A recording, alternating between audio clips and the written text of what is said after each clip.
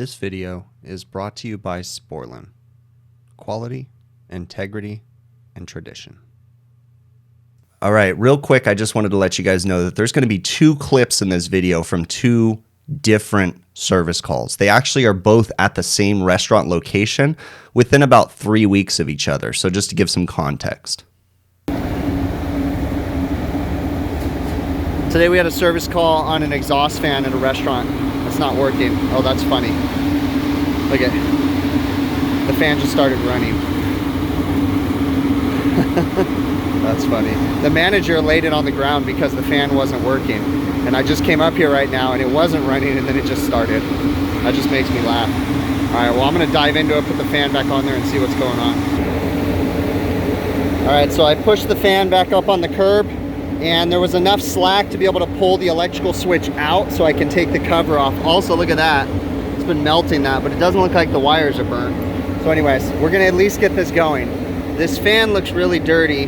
I'm sorry, the motor vents look really dirty. And what I noticed is that the motor's extremely hot. So it's almost like it's going off on some sort of thermal overload.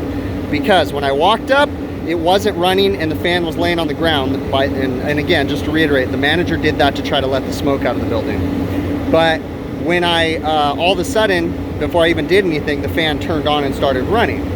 So as I was trying to get to the motor nameplate down here, which is tucked way back in here, to be able to see what the amp draw is, I noticed that that motor is so flippin' hot, I can't even keep my hand on it.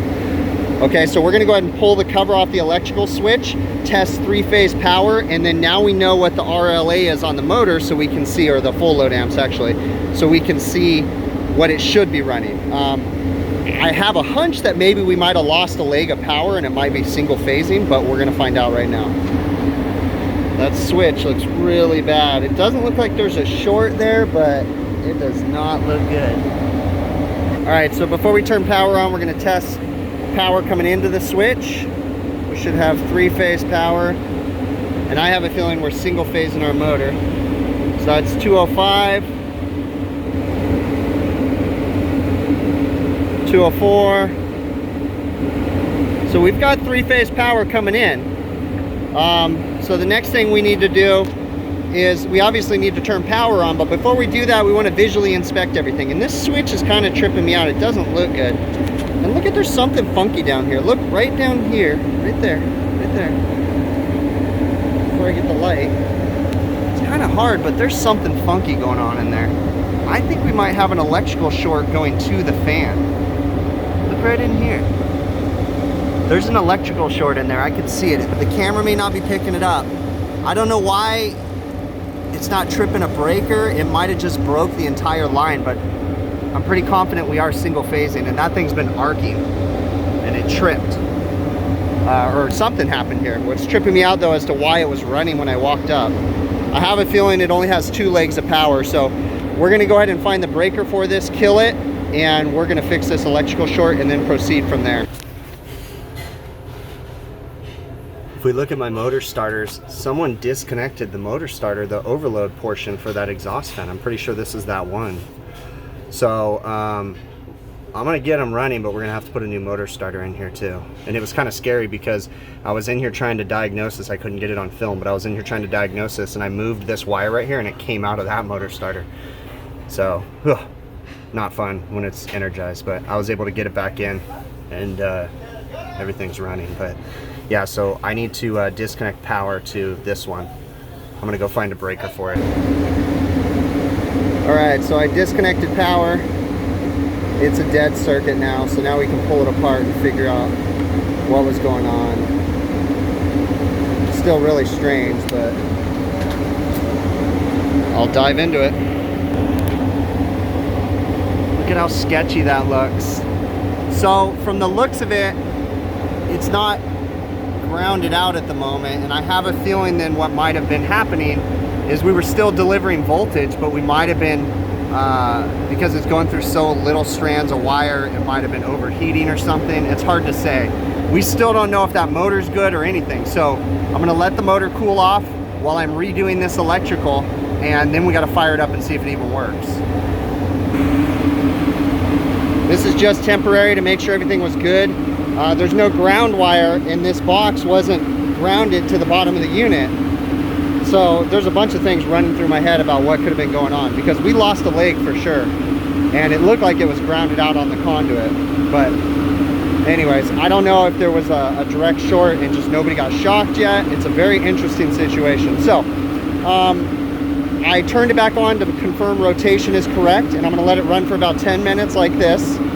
And if everything's good and the motor doesn't overamp, we will put it together cleanly so that way it's safe.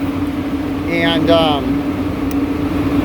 I'll come back and replace the motor starter. I'm going to put in a new motor no matter what, because it was single phase, and I'm pretty sure. And we'll fix all the conduit, put a new disconnect switch, because I don't like this. Anyways, yeah, that's the whole thing. So I'm just watching it right now. It's running 3.8 amps, and we're allowed to run 4.8. So I wrote it down right there. So we're going to let it run for a few minutes, make sure it doesn't overheat. And if that's the case, then we're gonna, like I said, they'll be good for the day. It's Sunday afternoon right now, so I shut it back down to go ahead and fix the electrical. Again, this is a very temporary situation. I will be back. We're gonna put a new pulley on it too. Put a new motor starter. We'll redo all this. There's like a slight vibration, so I'm gonna have them get their grease cleaners out here and clean up the fan. We'll grease. I mean, this thing will just get an overhaul. I'd love to tell them to change the fan, but you know, they're not going to do that. Today we have a complaint of an exhaust fan not working. This is their Fryer exhaust fan, and when I come up to it, the first thing I noticed, first off, I turned the switch off. Okay, it was not turning on and the motor's not hot, but I turned it off just to be safe. The belt's tight, it's not broken. The shaft on the wheel spins. There's no play in the bearings, so it's obviously going to be some kind of a power related issue. So I'm going to go ahead and pull the switch cover, check for 3-phase power, and then after I do that, we'll have to probably go down to the motor starters and see where those are at.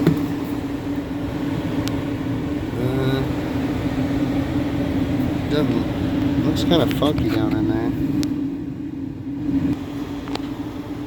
So I was suspect of this switch because the wire nut looks burnt. And then I pulled over the cover, and you can see some burn marks on the back of the switch cover. And down in here, looks like we have a broken wire. So I'm down here at the motor starter panel. We're investigating these motor starters, and if you look at them, right here where it says tripped, there'll be a yellow indicator for tripped. Nothing. That one's missing the overload, go figure. And that one's tripped. Okay. So I've isolated the power upstairs, I've repaired the electrical short, and now we're going to reset it. So now I should have 3-phase power on the roof. We'll go double check that. So here's my switch. I pulled it out, I repaired the electrical short, redid the SJ cord going to the motor. Check for 3-phase power coming in, 208, 204, 208. So we have proper voltage coming in now.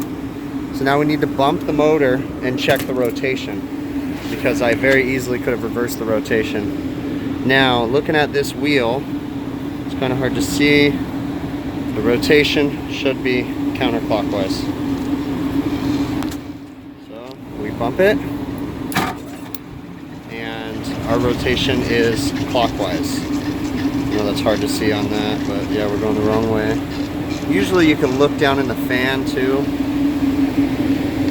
And there'll usually be a indicator telling you the direction, but if you're working on exhaust fans, you really need to look at them and understand how they work, because you can't rely on arrows to tell you which way it's got to spin. Now we're going to check rotation. It's kind of hard to see. You can see the wheel down there. See it rotate. I need it to spin this way.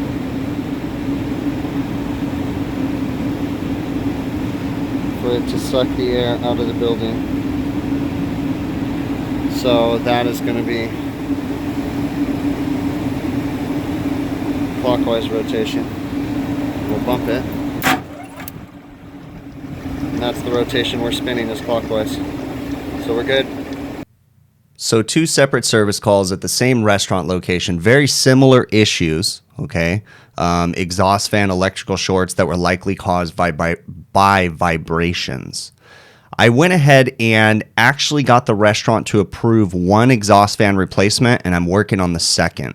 So that way we can get these both replaced. These fans, what we're noticing is a systematic failure rate, and it's all kind of the same stuff. The fans themselves are just wearing out. They're all from about 2004, so they're pretty old exhaust fans, and it's just time, you know.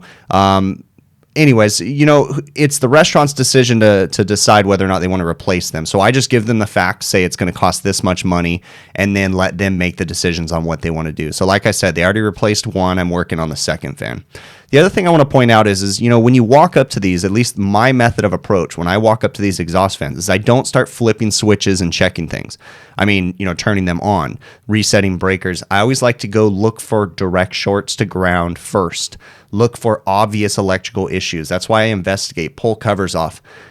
You know, in my experience, and I say experience because I've made these mistakes in the past. If you go in there and just start flipping switches and resetting breakers, you're going to find an electrical short, but you might cause other damage or possibly hurt someone. So that's why I like to go through things thoroughly before, and you guys see that in my methods, you know, testing voltage.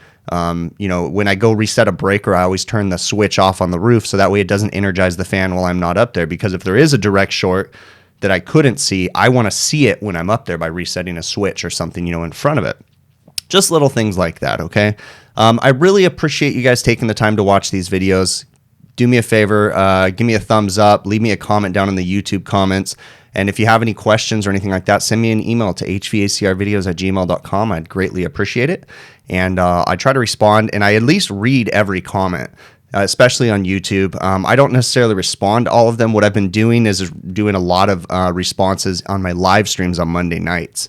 So if you don't already know, I do a live stream every Monday night on my YouTube channel, so long as there's no problems with work or anything like that I can't make it. But I do live streams at 5 p.m. West Coast time, which would be, 8 p.m. East Coast time. So, yeah, and I try to answer as many of the questions on there live, so that way everybody can see the questions and, you know, answers and all that stuff. So really appreciate it, and we will catch you guys on the next one, okay?